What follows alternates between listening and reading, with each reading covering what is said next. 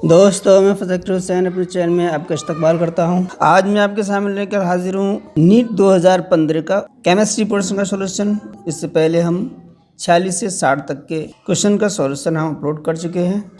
आज पेश है नीट 2015 के केमिस्ट्री पोर्शन का सेकेंड पार्ट 61 से। 61वां प्रश्न है, आदर्श विलयन के लिए इसका मान 0 के बराबर न होगा। तो यहाँ आदर्श विलयन की बात चल रही है। तो आदर्श विलयन के बनने में न तो ऊर्जा अवशोषित होती है और ना ही ऊर्जा उत्सर्जित होती है, इसलिए डेल एच की वैल्यू हमारी 0 के बराबर होगी। और फिर घटकों के आयतन का योग और मिश्रण के विलयन के आयतन के बराबर होता है, तो डेल वी भी 0 होगा। तो इसलिए जो है डेल एस 0 के बराबर नहीं होगा, तो हमारा बी ऑप्शन सही है।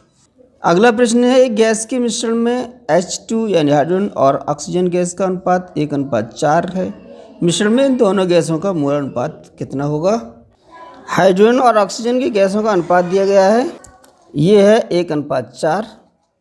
तो हम मान लें H2 की मात्रा कितनी होगी।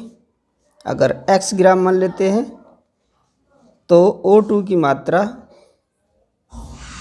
4x होगी, यानी ये 4 गुना होगी। हाइड्रोजन का अनुभार 2 होगा और ऑक्सीजन का अनुभार 32। अब हमें मोल अनुपात निकालना है। तो H2 के मोलों की संख्या ये होगी मात्रा बटे अनुभार, और O2 के मोलों की संख्या ये होगी मात्रा द्रव्यमान बटे अनुभार 32। 4×32 हो गया, ये हो गया 1x/8। अब हमें मोलर अनुपात निकालना है। मोलर अनुपात H2 यानी हाइड्रोजन के मोलों की संख्या x/2 और ऑक्सीजन के मोलों की संख्या x/8।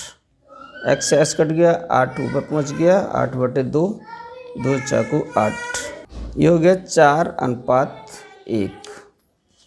4:1 ये है हमारा बी ऑप्शन में, तो बी ऑप्शन हमारा सही है। अगला प्रश्न है, एक दी गई धातु घनी संरचना में क्रिस्टलित होती है। इसके कोर यानी किनारे की लंबाई 361 pm है। यदि एक यूनिट सेल में 4 धातु परमाणु हैं तो एक परमाणु की त्रिज्या कितनी होगी? तो धातु जो है घनी संरचना में क्रिस्टलित होती है और एक यूनिट सेल में 4 धातु परमाणु हैं, तो फिर ये घन के आकार में होगी। तो अगर इसके विकर्ण को लें तो ये विकर्ण बराबर आ जाएगा, अगर परमाणु की त्रिज्या r है तो ये 2r और ये 2r, 4r के बराबर होगी। विकर्ण होता है हमारा √2, ये a हमारी क्या है, कोर है, ये 4r के बराबर हो जाएगी। r बराबर आ जाएगी √2 × a/4। a की वैल्यू हमारी 361 दी गई है पिकोमीटर में। √2/4, √2 की वैल्यू लगा देते हैं, 361 × 1.414/4। इसको सॉल्व किया गया है तो ये आई है लगभग 127.61। तो त्रिज्या की लंबाई हमारी आ गई लगभग 127 हमारा बी ऑप्शन में है, तो बी ऑप्शन सही है। अभिक्रिया में किसी अभिकारक की प्रारंभिक सांद्रता को दोगुना किया जाता है तो उस अभिक्रिया का अर्ध आयुकाल प्रभावित नहीं होता है, उस अभिक्रिया की कोटि है। तो हम देख रहे हैं कि 0 कोटि अभिक्रिया के लिए अर्ध आयुकाल क्रियाकारक की प्रारंभिक सांद्रता के सीधे समानुपाती होता है, और इस प्रश्न में दिया गया है कि अर्ध आयुकाल प्रभावित नहीं होता। तो ये है हमारी प्रथम कोटि की अभिक्रिया। प्रथम कोटि की अभिक्रिया के लिए अर्ध आयुकाल क्रियाकारक की प्रारंभिक सांद्रता पर निर्भर नहीं करता है, तो बी ऑप्शन इसका सही होगा। एक विशेष अभिक्रिया का साम्यावस्था स्थिरांक 1.6 × 10⁻12 है, तो साम्यावस्था पर निकाय में होंगे। अभिक्रिया के लिए मान लिया ए कोई अभिक्रिया है, ये उत्क्रमणीय है, बी उत्पाद है हमारे, तो इसके लिए हमारा साम्य स्थिरांक होता है, जहाँ ए क्रियाकारक हैं और बी जो है हमारे उत्पाद हैं। तो साम्य स्थिरांक जो होता है के बराबर उत्पादों से कृत द्रव्यमान साम्यावस्था में और ए क्रियात्मक क्रियाकारकों का सक्रिय द्रव्यमान। यहाँ के की वैल्यू दी गई है 1.6 × 10⁻12। बराबर बी अपॉन ए।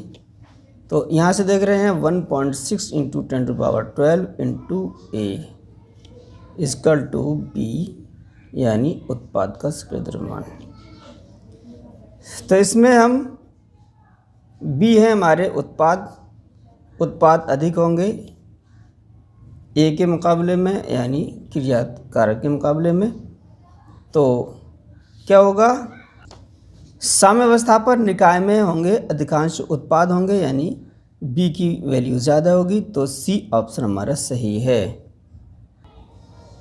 एक यंत्र जो हाइड्रोजन एवं मीथेन जैसे फ्यूल की दहन ऊर्जा को सीधे विद्युत ऊर्जा में परिवर्तित करता है वो कहलाता है फ्यूल ईंधन सेल। ये फ्यूल मतलब ईंधन सेल जो है वो एक युक्ति है जो हाइड्रोजन और मीथेन जैसे ईंधन की दहन ऊर्जा को सीधे विद्युत ऊर्जा में परिवर्तित करता है। वो हमारा क्या है, फ्यूल यानी ईंधन सेल। तो बी ऑप्शन हमारा सही है।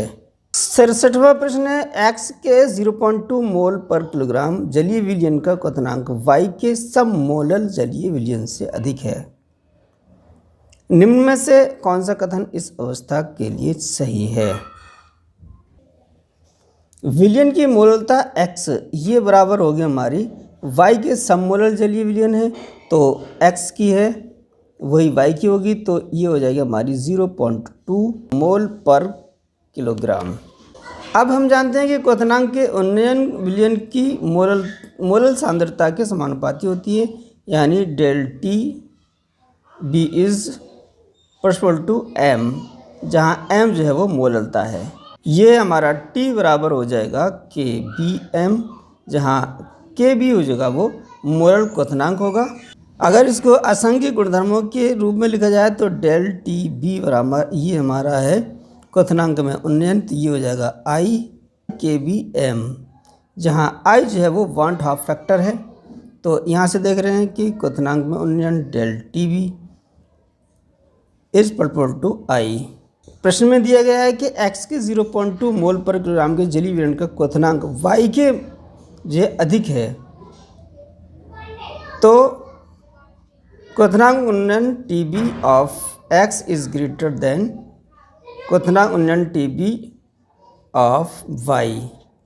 तो इस प्रकार देख रहे हैं कि विलयन x का जो है क्या होगा, वियोजन होगा।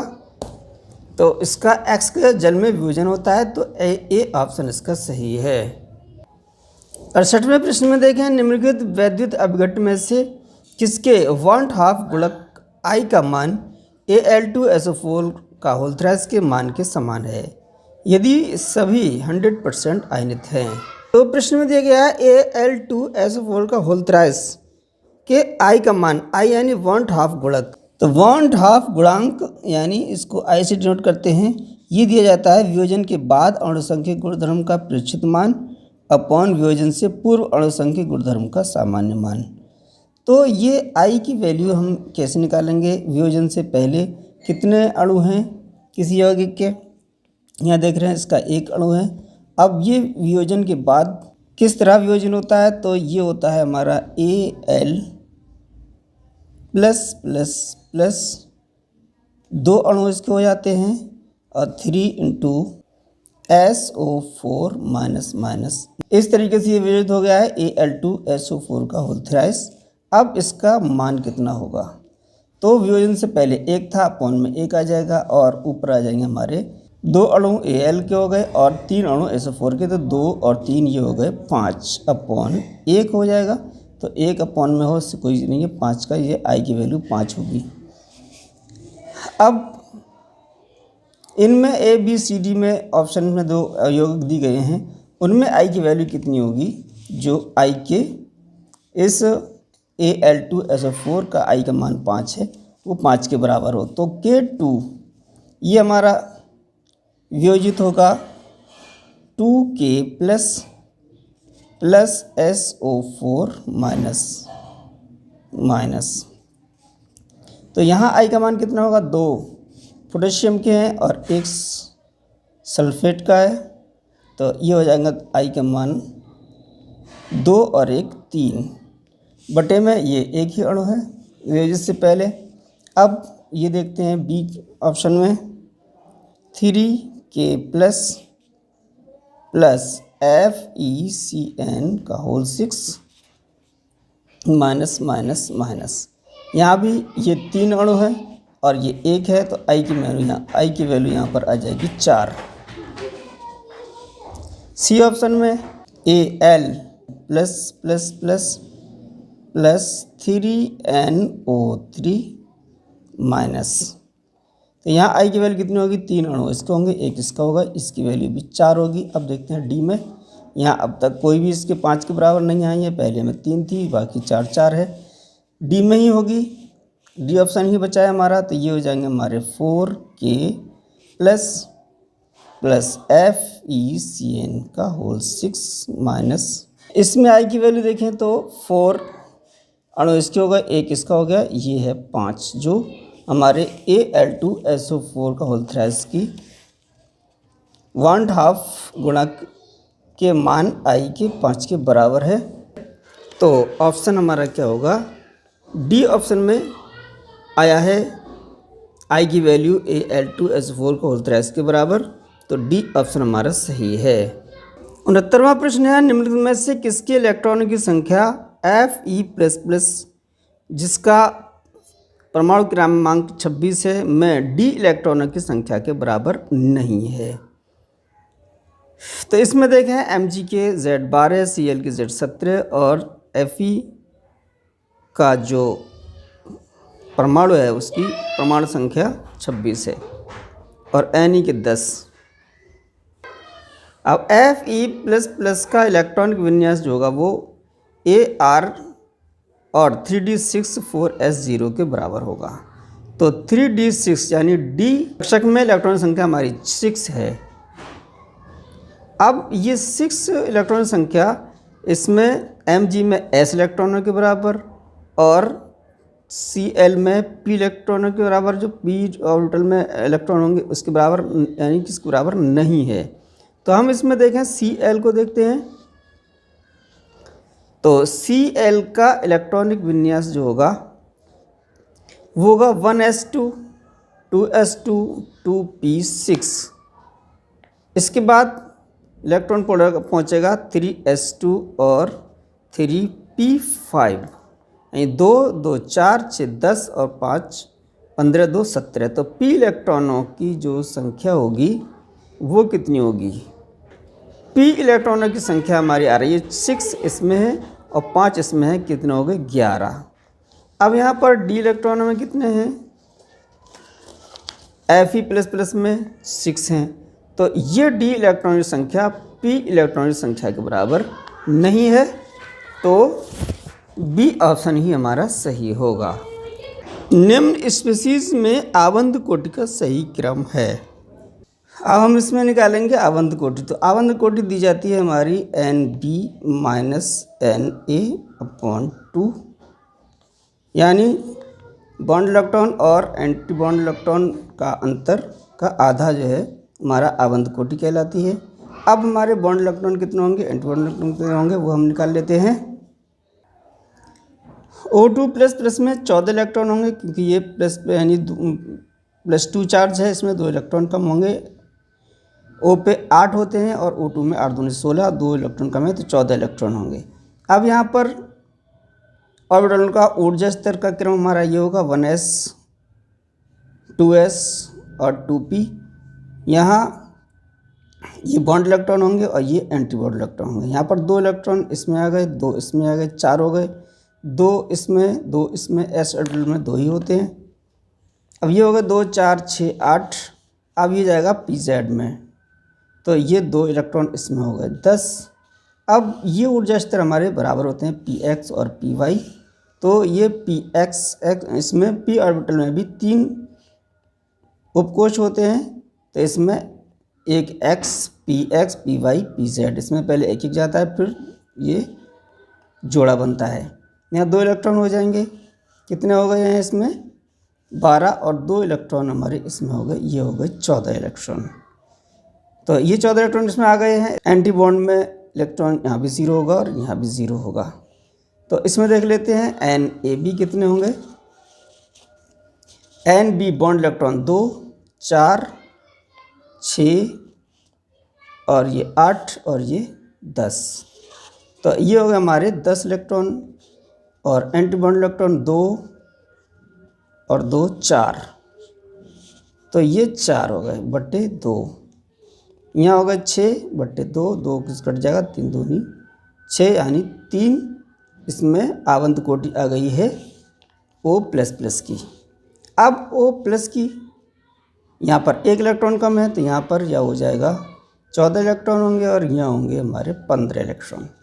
तो इसी तरीके से यहाँ अगर देखें तो ये 14 इलेक्ट्रॉन यहाँ तक आ गए हैं तो 1 इलेक्ट्रॉन जाएगा हमारा एंटी बॉन्ड ऑर्बिटल में, तो ये 1 इलेक्ट्रॉन एंटी बॉन्ड हो जाएगा। तो यहाँ पर कितना आ जाएगा, यहाँ देखें तो ये 10 के 10 ही रहे, 15वें इलेक्ट्रॉन पहुँचाए वो एंटी बॉन्ड में पहुँचाए तो ये 5 हो जाएंगे। ये रह गए 5/2 यानी 2.5। ये हमारा आ गया आवंत कोटि। अब O2- में यहाँ 8 2 16, 1 इलेक्ट्रॉन ज़्यादा है तो ये 17 इलेक्ट्रॉन है। अब 17 इलेक्ट्रॉन हमारे कहाँ पहुँचेंगे, यहाँ पहले 1 1 जाएगा तो ये हो गए हमारे 16 और 1 इलेक्ट्रॉन 2 इलेक्ट्रॉन यहाँ पर आ जाएंगे, ये पूरा हो जाएगा, युग्म बन जाएगा, युग्म इलेक्ट्रॉन हो जाएंगे और 1 यहाँ रह जाएगा। ये हो जाएंगे 2 4 6 8 10 12 14 16 और 1 17।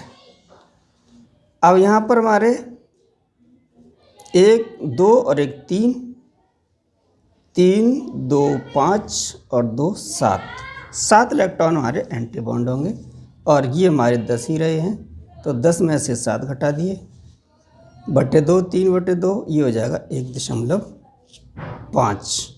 अब इसमें हम देख रहे हैं सबसे अधिक है O2++ की, ये है O2+ की और ये है O2- की। तो आवंत कोटि का जो सही क्रम होगा वो होगा O2++ का सबसे अधिक होगा, फिर O2+ का और उससे कम होगा O2- का।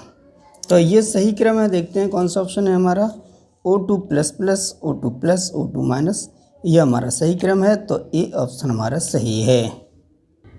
अगला प्रश्न, डी कक्षक में इलेक्ट्रॉन का कोणीय संवेग के बराबर है। इसमें किसके बराबर है, डी कक्षक में इलेक्ट्रॉन के कोणीय संवेग, किसी कक्षक में स्थित इलेक्ट्रॉन का कोणीय संवेग हमारा ये दिया जाता है फॉर्मूला से L+1 × h/2π। एस कक्षक के लिए L का मान 0, P कक्षक के लिए L का मान 1 और D कक्षक के लिए L की वैल्यू 2 रखी दी है और F के लिए L की वैल्यू 3 रखी जाती है। यहाँ पर ये पूछ रहा है हमारा D कक्षक में इलेक्ट्रॉन का कोणीय संवेग निकालना है तो L की वैल्यू हम 2 लगा देते हैं तो रूट के अंदर 2 2 1 × h/2π। चूँकि h बराबर होता है h/2π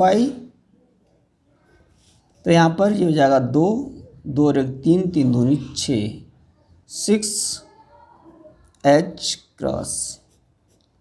तो यहाँ पर कोणीय संवेग हमारा आएगा डी कक्षक के लिए √6h।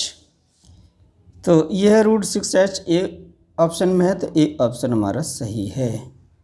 अगले प्रश्न में है Ag2Cr4, AgCl, AgBr और Agi के Sp यानी वृहत गुणनफल क्रमशः दिए गए हैं 1.1 × 10⁻10 12, 1.8 × 10, 5 1 × 13 और 8.3 × 10⁻17 है। निम्न में से कौन सा लवण सबसे अंत में अवक्षेपित होगा यदि AgNO3 का विलयन समान मोलों के NaCl, NaBr, NaI और Na2CrO4 में डाला जाता है।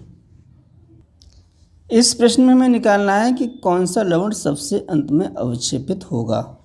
तो हम सबसे पहले इन सभी लवणों की विलेयता निकाल लेते हैं, जिसकी विलेयता उच्च होगी वही लवण सबसे अंत में अवक्षेपित होगा। ये हमारा Ag2CrO4, ये हमारा Ag+ CrO4- में आयनों में वियोजित होगा। Agi में Ag+ I-, यहाँ भी एस विलेयता आ जाएगी हमारी रूट AgI के लिए है 8.3 × 10⁻⁻17। इसकी विलेयता S तो ये 2S हो जाएगा, इसकी विलेयता S है तो KSP यानी विलेयता गुणनफल ये हो जाएगा 2S² × S, ये हो जाएगा 2 दूनी 4S³ Ag2CrO4 के लिए हमारा जो KSP है 1.1 × 10⁻12 है तो यहाँ से विलेयता आ जाएगी S बराबर √1.1 × 10⁻12/4।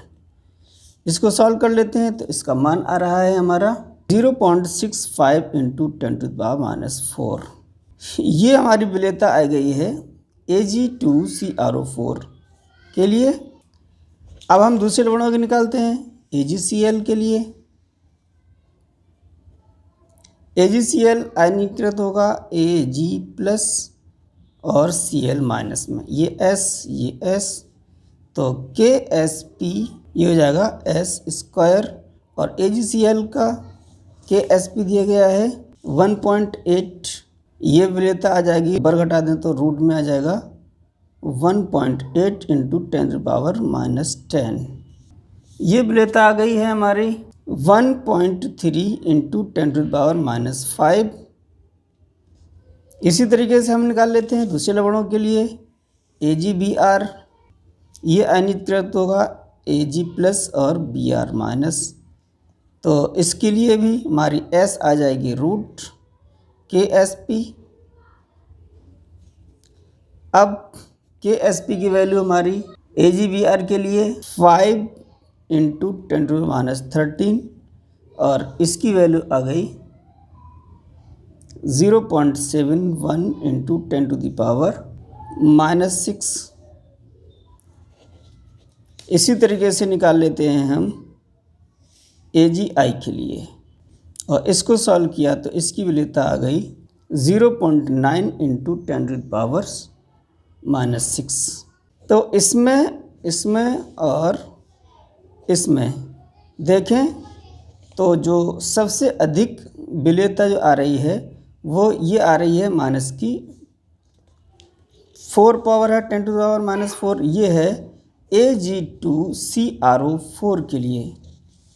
तो Ag2CrO4 की विलेयता सबसे जो है उच्च है, इसलिए ये Ag2CrO4 सबसे अंत में अवक्षेपित होगा, तो डी ऑप्शन इसका सही है। 73वां प्रश्न है कॉलॉइडी विलयन का कौन सा गुण कॉलॉइडी के कणों पर आवेश से स्वतंत्र है। तो ये है हमारा टिंडल प्रभाव। सौर कणों द्वारा प्रकाश का प्रकीर्णन टिंडल प्रभाव कहलाता है, जो उन पर उपस्थित आवेश द्वारा प्रभावित नहीं किया जा सकता है, तो डी ऑप्शन हमारा सही है।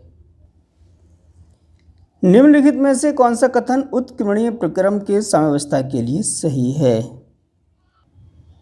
ऊष्मागतिकीय साम्यावस्था का गणितीय निरूपण हमारा दिया जाता है ∆G = ∆G0 + 2.303 RT log Q। साम्यावस्था पर ∆G जो है वो हमारी 0 के बराबर है और Q = K के बराबर है, तो इसमें हम वैल्यू रख दें 0 बराबर ∆G0 + 2.303 RT log Q की जगह हमारा आ जाएगा K। तो ये यहाँ हमारा प्रश्नांतर कर लेंगे तो ∆G0 ये बराबर आ जाएगा -2.303 RT log K।